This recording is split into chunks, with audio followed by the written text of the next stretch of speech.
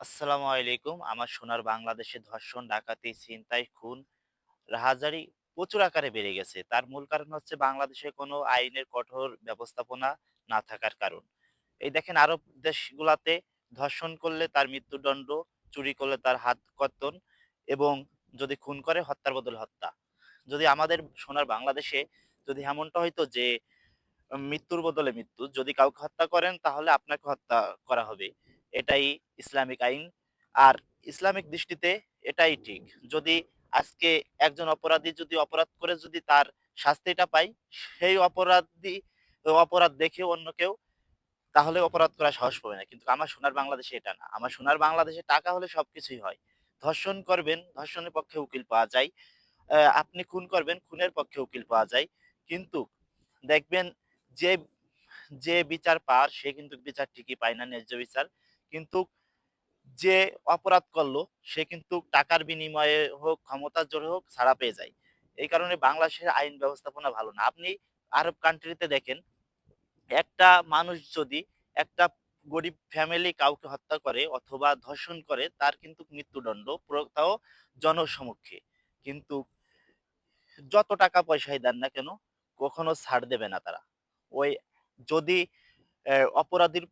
অপরাধীর যে মানে যার সাথে অপরাধ করছে সে যদি তার ফ্যামিলি হোক, যদি কেউ যদি তাকে মাফ করে দেয় হয়তো মাফ পাবে। তা না হলে আপনার মৃত্যুদণ্ড যদি আইনে লেখা থাকে তাহলে আপনার মৃত্যুদণ্ডই হবে। এই কারণে যদি বাংলাদেশে যদি ইসলামিক আইন প্রতিষ্ঠিত হয়, বাংলাদেশে যদি ইসলামিক আইন অনুযায়ী যদি সবকিছুর বিচার করা হয় তাহলে ইনশাআল্লাহ খুন-খারাবি, ধর্ষণ এগুলা আর দেখা যাবে না। ইনশাআল্লাহ আমরা চাই আমাদের সোনার বাংলাদেশে ইসলামিক আইন প্রতিষ্ঠিত হোক এবং দেখা যাচ্ছে যে তাহলে আমরা একটা সোনার বাংলাদেশই পাবো।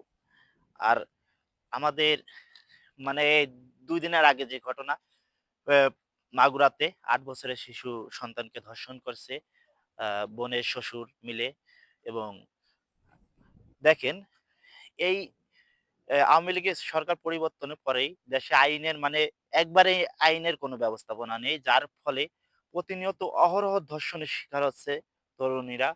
এই কারণে আমি চাই আমার সোনার বাংলাদেশে ইসলামিক আইন প্রতিষ্ঠিত হোক। হেমন্ত দল ক্ষমতায় আসুক যেন বাংলাদেশে ইসলামিক আইন অনুযায়ী হত্যার বদলে হত্যা হবে। ধর্ষণকারীকে প্রকাশ্যে জনসমক্ষে মৃত্যু দিতে হবে। আ এই যার মানে অপরাধ দেখে যে একটা অপরাধী শাস্তি পেয়েছে, শাস্তি দেখে যেন অন্য অপরাধীরা অপরাধ করতে না সাহস পায়। এই কারণে আমি চাই যে বাংলাদেশে ইসলামিক আইন প্রতিষ্ঠিত হোক। আরব কান্ট্রির মতো হত্যার বদলে হত্যা, ধর্ষণকারীকে জনসমক্ষে হত্যা।